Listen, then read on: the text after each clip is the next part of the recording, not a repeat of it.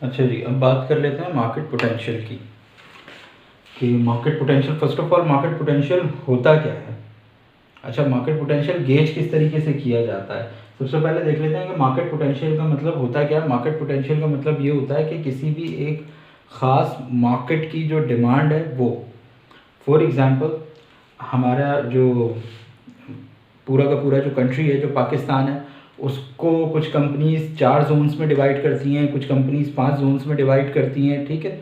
फिर एक जोन के अंदर डिफरेंट सिटीज़ आ जाते हैं, डिफरेंट विलेजेस आ जाते हैं। इसी तरीके से एक सिटी को भी कई पार्ट्स के अंदर डिवाइड किया जाता है, उनको भी सेगमेंटाइज किया जाता है, जो हम पीओएम के अंदर पढ़ते थे, जोग्राफिकल सेगमेंटेशन, ठीक है।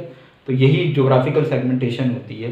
कराची को भी डिफरेंट पार्ट्स के अंदर तोड़ दिया जाता है। फॉर एग्जांपल कराची के अंदर गुलशन का एक इलाका है, नॉर्थ का इलाका है, इधर डिफेंस का इलाका है। तो इस तरीके से मार्केट को तोड़ दिया। लियारी है, उसको तोड़ दिया। अब एक मार्केट के अंदर से कितनी डिमांड आती है किसी एक खास प्रोडक्ट की, उसको कहते हैं मार्केट पोटेंशियल। यानी मार्केट में कितना पोटेंशियल है, वहाँ से कितनी डिमांड आ सकती है और कितनी सेल्स हो सकती है। अब इसको गेज किस तरीके से किया जाता है, जो मशहूर ज़माना इसको गेज करने का तरीका है वो क्या है। आप 1 मिनट के लिए वीडियो पॉज करें और मुझे बताएं कि किसी भी मार्केट का अगर आपने पोटेंशियल गेज करना है तो how can you gauge the potential of that specific market.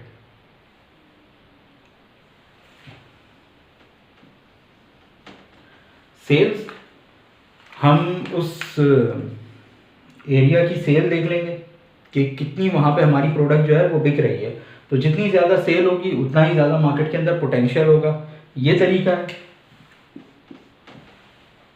ये तरीका नहीं है, ठीक है। फिर क्या तरीका है, जो सही तरीका है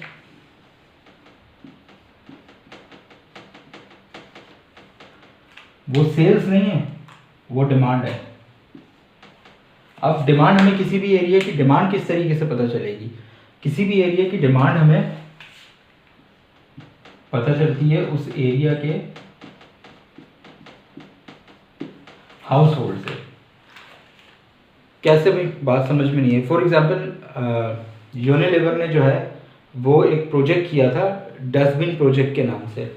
अच्छा, डस्टबिन प्रोजेक्ट में उसने क्या किया कि किसी एक ख़ास एरिया को उसने सेलेक्ट किया और उस एरिया के अंदर उसने नंबर ऑफ हाउस होल्ड्स देखे, ठीक है, नंबर ऑफ हाउस होल्ड देखे, ठीक है। देखिए, नंबर ऑफ हाउस होल्ड जितने भी घराने होंगे, हर घर के अंदर जो है वो ऑयल भी यूज़ होगा, घी भी यूज़ होगा, पत्ती भी यूज़ होगी, दूध भी यूज़ होगा। तो जितने हाउस होल्ड होते हैं बेसिकली उतनी डिमांड होती है, ठीक है। तो उसने क्या करा कि नंबर ऑफ हाउस होल्ड देखे और उसने एक सैंपल बनाया, ठीक है, यानी कि उस एरिया को, पूरे एरिया को उसने अपनी पॉपुलेशन माना और उसमें से एक सैंपल निकाला, ठीक है। अगर आपको नहीं पता कि पॉपुलेशन क्या होती है, सैंपल क्या होता है, तो इसी चैनल के ऊपर जाएं और इसी चैनल के ऊपर जाके आप सर्च करें पॉपुलेशन एंड सैंपल, तो आपको उसकी वहाँ पे पूरी डिटेल मिल जाएगी। तो इन्होंने क्या करा कि एक सैंपल साइज जो है वो ड्रॉ किया उस एरिया में से, और उस फॉर एग्जांपल एक एरिया के अंदर 4000 घर थे, ठीक है, या 40,000 घर थे। उन्होंने उनमें से 400 घरों को सिलेक्ट किया। अब सैंपल क्या होता है ये मैंने कहा वहीं वीडियो पे जाके देख लें, वहाँ आपको ज़्यादा डिटेल से पता चलेगा। सैंपल बेसिकली क्या होता है, sample is a small part of a population that represent the whole population, ठीक है। तो इन्होंने वो 400 घर सेलेक्ट किए और उन 400 घरों में डस्टबिन रखवा दिए और उन्होंने कहा कि भाई आप एक काम करें कि आप पूरा हफ्ता जो भी ब्रांडेड चीज़ यूज़ करें उसका जो रैपर है वो इस डस्टबिन में डालें, ठीक है। तो हम 1 हफ्ते के बाद आएंगे और ये डस्टबिन कलेक्ट कर लेंगे। इस तरीके से हम पूरे 1 महीने तक ये एक्टिविटी करेंगे, हर हफ्ते डस्टबिन रखेंगे और जो भी आप ब्रांडेड चीज़ यूज़ करें उसका रैपर, उसका डब्बा, जो भी चीज़ है उसका रैपर वो आप उस डस्टबिन के अंदर डाल देंगे, ठीक है। और 1 हफ्ते के बाद वो आके कलेक्ट कर लेंगे। ये एक्टिविटी उन्होंने कुछ अरसे तक की और फिर वहाँ उससे क्या नतीजा अखज़ किया, फिर उन्होंने देखा कि लोग कौन सा ब्रांड सबसे ज़्यादा यूज़ करते हैं। तो वहाँ से उन्हें पता चली कि इलाके की डिमांड का, देखिए सेल्स हो सकता है कि आपकी कंपनी सेल्स ना कर पा रही हो एक एरिया के अंदर, तो आप कभी भी अपनी सेल से उस इलाके के डिमांड का पता नहीं लगा सकते। हाँ, शेल्फ शेयर से आप पता लगा सकते हैं। अब शेल्फ शेयर क्या होता है, अब मार्केट पोटेंशियल को समझने के लिए हमें जो चीज़ समझनी होगी वो चीज़ है lagging indicator versus leading indicator,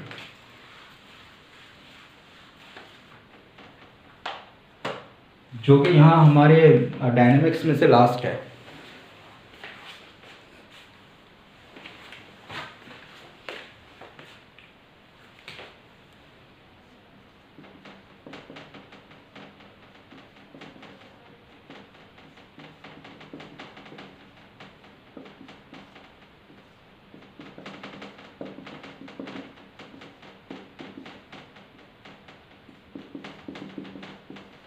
ठीक है जी, lagging indicator versus leading indicator देख लेते हैं वन बाय वन दोनों को, कि दोनों इंडिकेटर्स फिर डिफरेंस आप मुझे बताएंगे कि क्या डिफरेंस है।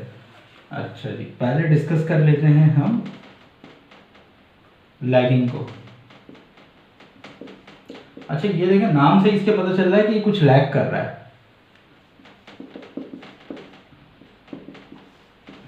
बेसिकली ये होता क्या है लैगिंग इंडिकेटर, लैगिंग इंडिकेटर हो या लीडिंग इंडिकेटर हो, दोनों के थ्रू हम जो चीज गेज करते हैं वो चीज है मार्केट शेयर। मार्केट शेयर का क्या फॉर्मूला होता है बताएं लिखिए।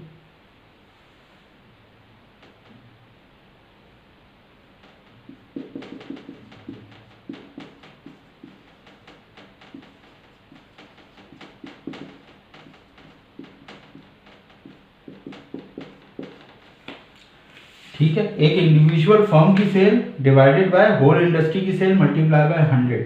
अब फॉर एग्जांपल आप सोप की एग्जांपल ले लें, तो अगर आप लक्स की एग्जांपल लेते हैं, ठीक है, तो लक्स जो है वो एक कितना बिकता है और बाकी के ब्यूटी सोप कितने बिकते हैं। इंडस्ट्री का मतलब होगा कि रेलिवेंट इंडस्ट्री हो। अगर हम डिटर्जेंट की बात कर रहे हैं तो हम देखेंगे, अगर हमारी फर्म जो है वो सर्फ एक्सेल है तो हम देखेंगे सर्फ एक्सेल कितना बिकता है और इंडस्ट्री में टोटल डिटर्जेंट कितना बिकता है। अब फॉर एग्जांपल हम एग्जांपल ले लेते हैं कि पूरी इंडस्ट्री के अंदर जो है वो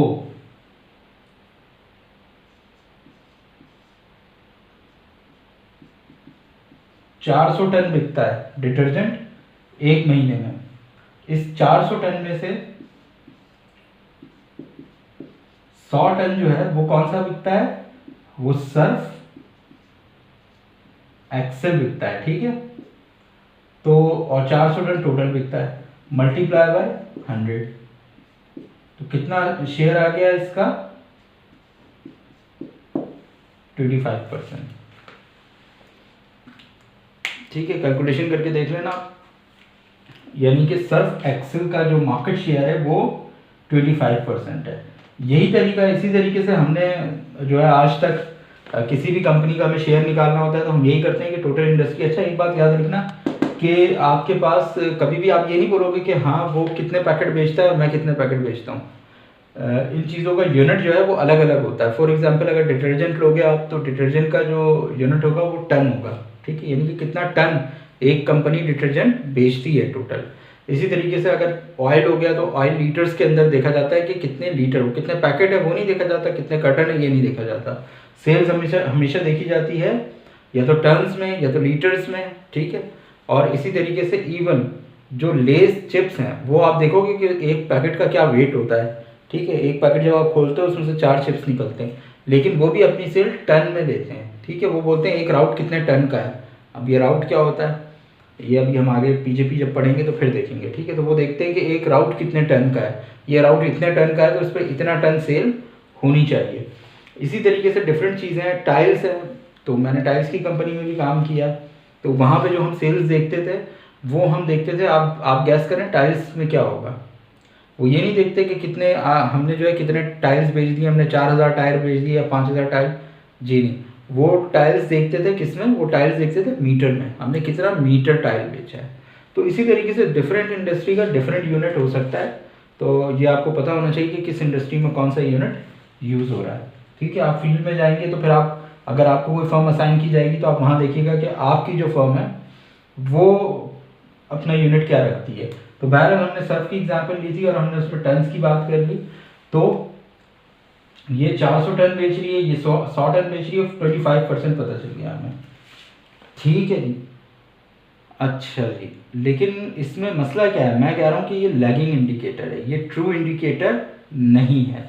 ऑल्दो यही मोस्टली यूज़ हो रहा होता है, लेकिन इसमें प्रॉब्लम क्या है। अब देखें, मैं आपको एक रियल टाइम प्रॉब्लम देता हूँ कि फॉर एग्जांपल सर्फ एक्सेल की एग्जांपल ले लेते हैं। सर्फ एक्सेल की जो सेल है वो फ़र्ज़ करें कि पहले 200 टन थी और अभी 100 टन हो गई, 100 टन गिर गई। पहले इसका मार्केट शेयर 50% था, अभी 25% पे आ गया। किसकी गलती है, क्यों आया है? सोचें, थोड़ी देर पॉज करें वीडियो और लिखें नीचे रीजंस। कुछ समझ में आ रहा है? फर्म की सेल गिर गई, ये तो समझ में आ रहा है, फर्म की सेल क्यों गिर गई, किसकी गलती है? लिखें जो भी आपके माइंड में आता है, ठीक है। अच्छा जी, अब हम आते हैं लीडिंग इंडिकेटर की तरफ।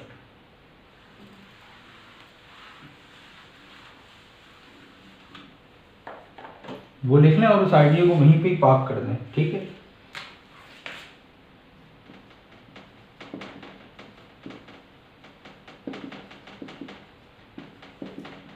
अब जो लीडिंग इंडिकेटर का फार्मूला होता है वो क्या होता है? अच्छा, लीडिंग इंडिकेटर के थ्रू भी हम क्या निकालते हैं? मार्केट शेयर, ठीक है। लेकिन इसका फार्मूला डिफरेंट होता है। इसका फार्मूला क्या होता है? Total coverage multiply by shelf share. चलिए, ना तो हमें ये पता है कि टोटल कवरेज क्या होती है, ना हमें ये पता है शेल्फ शेयर क्या होता है। वन बाय वन देख लेते हैं। टोटल कवरेज क्या चीज़ होती है, पहले इसको समझ लेते हैं। लेकिन इसको समझने से पहले हमें समझना होगा कि ये यूनिवर्स किस बला का नाम है, ठीक है। ये बहुत इंपॉर्टेंट चीज़ है। ये चैनल के अंदर ये वो वर्ड है जो रोज़ के रोज़ बोला जाता है और कई हज़ार दफ़ा बोला जाता है, यूनिवर्स। यूनिवर्स का मतलब अगर आप वैसे देखें तो कायनात होता है, लेकिन यूनिवर्स यहाँ पे वो मीनिंग नहीं है। यूनिवर्स का क्या मतलब होता है, लिख लें आप सारे अपने पास। वीडियो को भले पॉज करना पड़े आपको, लेकिन इसको एक दफ़ा लिख लें ताकि फिर आप भूलें ना इसको।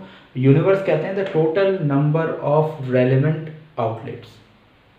दोबारा मैं रिपीट कर देता हूँ, the total number of relevant outlet, इसको यूनिवर्स कहते हैं। फॉर एग्जांपल, जो एफएमसीजी है उसका जो यूनिवर्स है पूरे कराची का, वो 50 से 55 हज़ार शॉप्स का है, ठीक है। अच्छा, ये यूनिवर्स जो कि रिकॉर्डेड है, बहुत सारी ऐसी दुकानें होंगी जो रिकॉर्डेड नहीं होंगी, ठीक है। तो कराची के अंदर जो आपके पास सिर्फ रजिस्टर्ड शॉप हैं वो 50,000 से 55,000 शॉप्स का यूनिवर्स है, ठीक है, जो रेलेवेंट एफएमसीजी की शॉप्स हैं। तो आप कहते हो कि जो यूनिवर्स है कराची का वो कितना हो गया? वो 50 से 55,000 का है, ठीक है जी। अब किसी भी फर्म के लिए ये पॉसिबल नहीं है कि वो तमाम की तमाम 50 से 55,000 शॉप्स को कवर कर सके। क्यों? क्योंकि उसका डिस्ट्रीब्यूशन इतना वास्ट नहीं होगा, ठीक है। दूसरी चीज़ कि हो सकता है कि उसकी जो प्रोडक्ट है वो पूरे के पूरे 50 या 55,000 शॉप्स के लिए रेलेवेंट ना हो, ठीक है। अच्छा, इस 50 से 55,000 जो शॉप्स हैं इसके अंदर कौन कौन सी आ जाएंगी? इसमें किराना की दुकान आ जाएगी, इसमें जनरल स्टोर आ जाएगा, इसमें मेडिकल स्टोर आ जाएगा, इसके अंदर पान की दुकान आ जाएगी। वो सारी की सारी दुकान, वो सब मिला के ये है। लेकिन कुछ प्रोडक्ट्स हो सकते हैं कि मेडिकल स्टोर पे ना बिकते हो, पान की दुकान पे ना बिकते हो, आपका यूनिवर्स कम हो जाता है, आपका रेलेवेंट यूनिवर्स और कम हो जाता है। अच्छा, अब आपका कितना, आपका पता चला जनाब कि इस 55,000 में से आपका भी जो यूनिवर्स है वो है 40,000, यानी कि 15,000 शॉप्स जो है वो आपकी रेलेवेंट नहीं है। लेकिन इस 40,000 शॉप्स में से आप कवर करते हैं 20,000 शॉप्स को। क्यों 20,000 शॉप्स को कवर करते हैं? तो हो सकता है कि आप जो है वो आपका चैनल, डिस्ट्रीब्यूशन चैनल इतना वास्ट ना हो, या बकिया 20,000 शॉप्स पे जाने पे आपकी कॉस्ट ज़्यादा लग रही हो लेकिन वहाँ से प्रॉफिट कम आ रहा हो, कोई भी रीज़न हो सकता है, ठीक है। ये फॉर्मूला है किसका? कवरेज का। ये कवरेज हमें पता चल रही है, ठीक है। तो कवरेज यहाँ पे कितनी आ गई? 50%, ठीक है जी। Is it clear? तो ये हमारे पास ये चीज़ कहलाती है कवरेज, यानी कि हमारा यूनिवर्स कितना था और हमने उसमें से कितना कवर किया, दिस इज कॉल्ड कवरेज। तो कवरेज हमें समझ में आ गया कि कवरेज क्या होती है।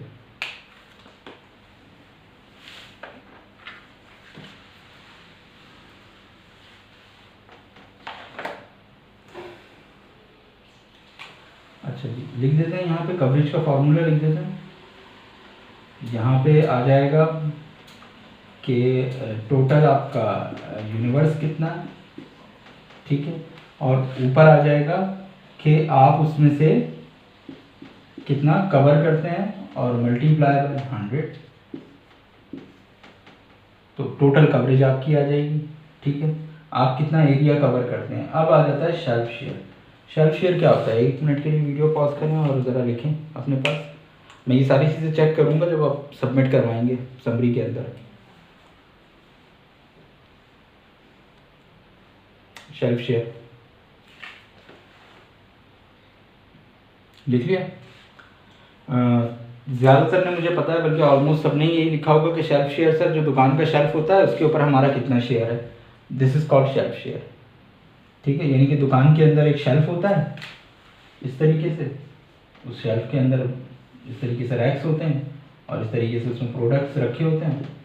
तो हमारा जितना प्रोडक्ट रखा होगा, फॉर एग्जांपल हमारे प्रोडक्ट का नाम, हमारा सर्फ एक्सेल है, तो हमारा सर्फ ये रखा हुआ है और बाकी ये अदर्स हैं। तो आप बता देंगे 3 में, ये 9 में से 3, ठीक है, 3 आउट ऑफ 9 ये हमारा शेल्फ शेयर है, ठीक। नहीं, ये नहीं होता शेल्फ शेयर।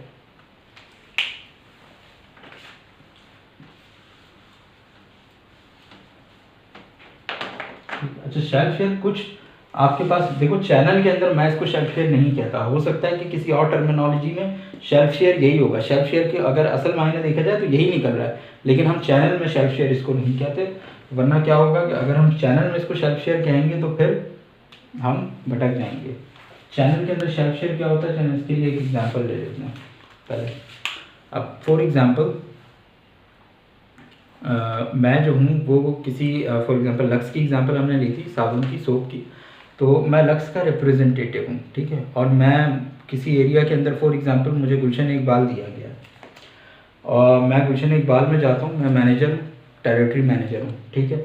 और मैं गुलशन इकबाल में जाता हूँ और एक रिटेल शॉप के ऊपर जाता हूँ और मैं उनसे पूछता हूँ कि भाई आप साबुन बिकता है आपकी दुकान पर? तो वो रिटेलर कहता है जी सर बिल्कुल बिकता है। तो मैं उससे पूछता हूँ अच्छा, तो 1 महीने में आप कितने साबुन बेच लेते हैं? तो लेट सपोज वो कहता है सर 1 महीने में मैं 10 साबुन बेच लेता हूँ, ठीक है। कैलकुलेशन को ईजी रखने के लिए हम फिगर्स थोड़े हाइपोथेटिकल ले रहे हैं। वो कहता है मैं 1 महीने में 10 साबुन बेच लेता हूँ।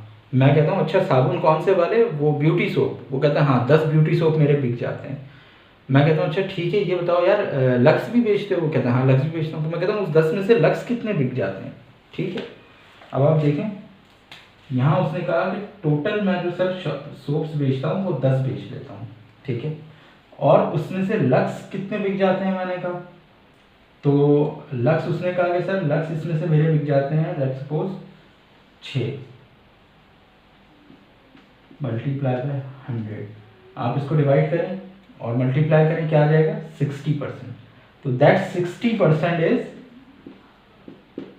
शेल्फ शेयर, ठीक है। फॉर्मूला इसका ड्राइव कर लेते हैं, फिर नीचे हम डालेंगे वैल्यूज को। यहाँ पे आपका ब्रांड या आपकी प्रोडक्ट की सेल कितनी है, ठीक है। मैंने बीपी लिख दिया, जगह कम है मेरे पास, आप लिख लीजिएगा ब्रांड या प्रोडक्ट की आपकी सेल कितनी है। और नीचे आएगा कि टोटल कैटेगरी सेल, उस कैटेगरी में और टोटल सेल कितनी है, ठीक है। अब फॉर्मूले के अंदर हम रख के देखते हैं। अब फॉर एग्जांपल अगर जो है कवरेज यहाँ पर, अभी हम फॉर्मूले को फिल कर रहे हैं, ठीक है। टोटल कवरेज जो है वो टोटल कवर कर रहा है 20 के, यूनिवर्स है 40 के मल्टीप्लाई बाय 100। और यहाँ पे भी हम ये देख लेते हैं, फॉर एग्जांपल टोटल सेल 10 है और 5 उसमें से मेरे बिक रहे हैं, मल्टीप्लाई बाय 100। इसको जब आप पूरे को सॉल्व करेंगे तो ये 50 आ जाएगा %, ठीक है। और मल्टीप्लाई बाय ये भी 50% आ जाएगा, ठीक है जी। तो 5 डिवाइडेड बाय 10, तो 0.5 मल्टीप्लाई बाय 100 तो 50 आ जाएगा, ठीक है।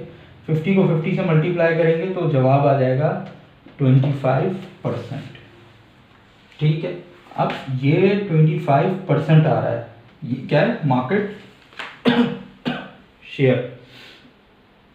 आपने पीछे देखा था जब हमने लैगिंग इंडिकेटर से किया था तब भी कितना आ रहा था, 25%। अच्छा, हो सकता है कि दोनों फिगर्स सेम हो, वहाँ पे भी 25% पता चल रहा हो और यहाँ से भी 25% पता चल रहा हो, तो फिर क्या ज़रूरत है लीडिंग इंडिकेटर की, ये क्वेश्चन है सबसे इम्पोर्टेंट। अब आप 2 मिनट के लिए वीडियो पॉज करें और अब मुझे बताएं कि how this concept is very important, और मैं क्यों कह रहा हूँ कि हमें लीडिंग इंडिकेटर को देखना चाहिए बजाय लैगिंग इंडिकेटर के। लेकिन हमारी मजबूरी है, बहुत सारी जगहों पे हमें लैगिंग ही देखना पड़ता है, लेकिन अगर पॉसिबल हो तो हम लीडिंग को प्रेफर करें। Why I am saying so. ठीक है, अच्छा, ये अब टर्म्स डिफरेंट भी हो सकती हैं। ठीक है,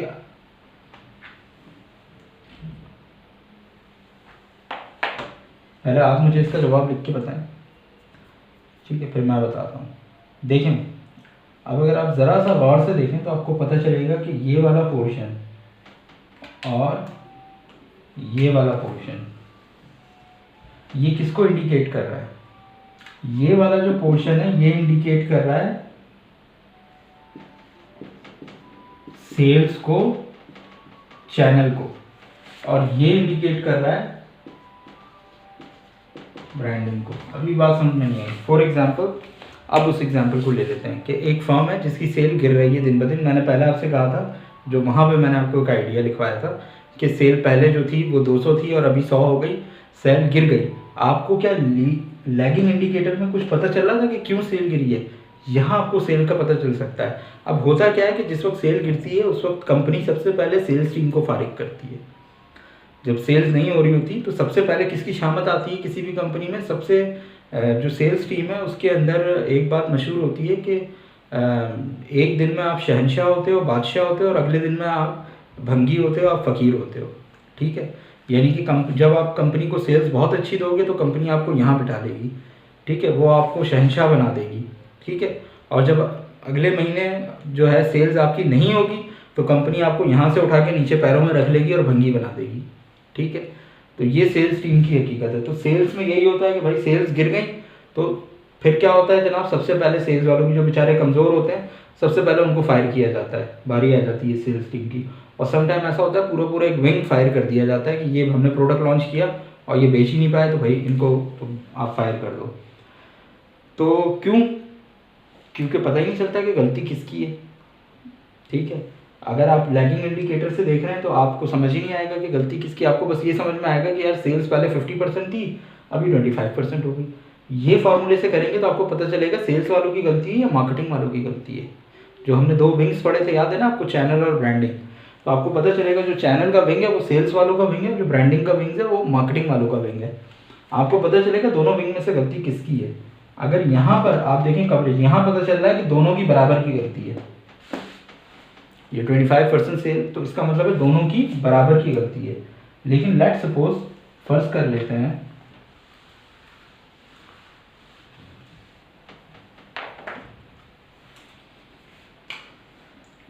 जो कवरेज है वो 100% है। ठीक है, लेकिन जो ब्रांडिंग है वो 25% है। अब आपको पता चल रहा है इस फॉर्मूले से कि गलती किसकी है, या कवरेज चले 75% है। तो अब अगर परसेंटेज डाउन आ रही है आपकी नीचे जाके यहाँ पर, तो आपको पता चल रहा है कि यार गलती किसकी है, गलती मार्केटिंग। यानी कि कवरेज तो ऑलमोस्ट 75% हुई है, या 80% कवरेज भी बहुत होती है। ठीक है, अगर 80% कवरेज है, लेकिन इसका मतलब क्या है, देखिए इसका मतलब समझें। इसका मतलब ये है कि दुकान पे माल पहुंच गया है, दुकान पे इन्होंने 80% दुकानों पे माल पहुंचा दिया है और उनके शेल्फ पे रखवा दिया है, लेकिन वहां से कस्टमर उठाकर लेकर नहीं जा रहा। जितना ज़्यादा कस्टमर, क्योंकि फॉर्मूला याद है, जितना ज़्यादा कस्टमर लेके जाएगा, ठीक है, टोटल कैटेगरी सेल्स में से आपकी सेल उतनी ज़्यादा बढ़ेगी और ये शेयर आपका बढ़ेगा।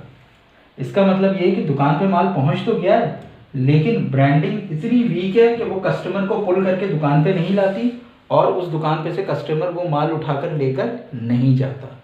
सेल्स वालों का काम हमेशा पूरी दुनिया में सिर्फ इतना ही होता है कि to make sure the availability, इसके बाद सेल्स का काम ख़त्म है।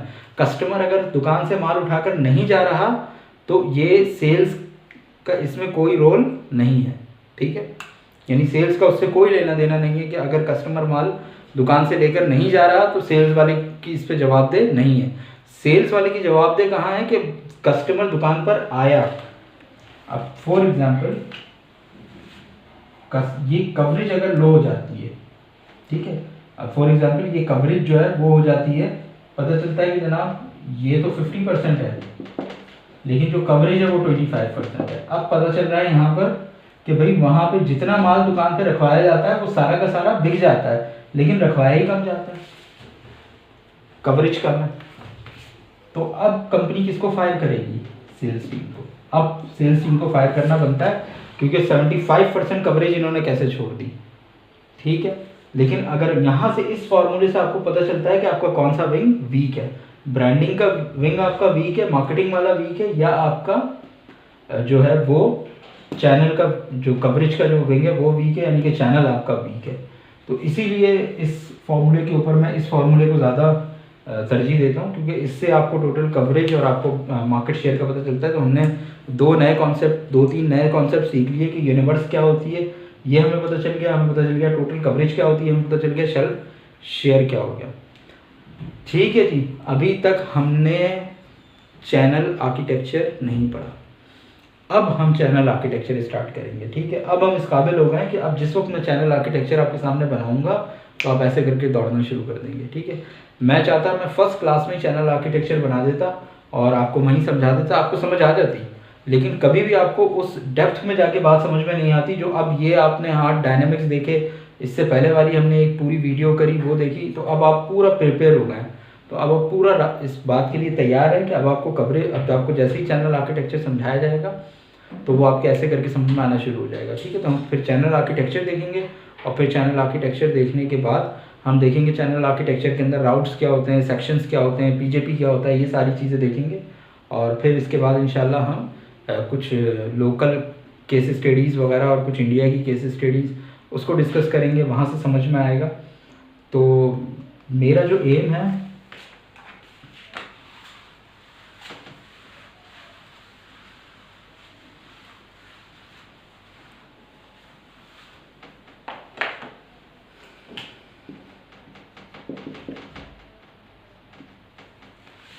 ठीक है,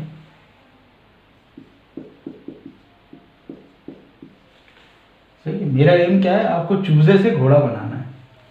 आप अभी जब इस क्लास के अंदर एंटर हुए तो आप क्या हैं, चूजे थे आप, आपको कुछ नहीं पता था। जितनी चीज़ें आपको बताई गई हैं ऑलमोस्ट 80% चीज़ें आपके लिए, कुछ लोगों के लिए 100% चीज़ें, या कुछ बहुत स्मार्ट बने तो शायद उनके लिए 70%, बट मुझे पता है कि ऑलमोस्ट 80 to 90% चीज़ें नहीं होंगी आपके लिए। तो आप चिक थे, अभी आपको कुछ नहीं पता था। अब चिक से आप क्या बनने जा रहे हैं यहाँ पर? हॉर्स, ठीक है। और लेकिन हॉर्स से आपने क्या बनना है? चीता, ठीक है। तो अब आपने ये बनना है। तो यहाँ से मैंने आपको यहाँ तक पहुँचा दिया। अब जब हम नेक्स्ट क्लास के अंदर जाएंगे और फिर नेक्स्ट क्लास का जो लेक्चर होगा उसके बाद से फिर हमारा ये सफ़र शुरू हो जाना है, ठीक है। तो आई होप कि आप लोगों को चीज़ें समझ आई होंगी। बाकी अगर कोई कन्फ्यूजन है, कोई सवालात हैं तो आप कमेंट्स में मुझसे पूछ सकते हैं, ठीक है जी। Thank you.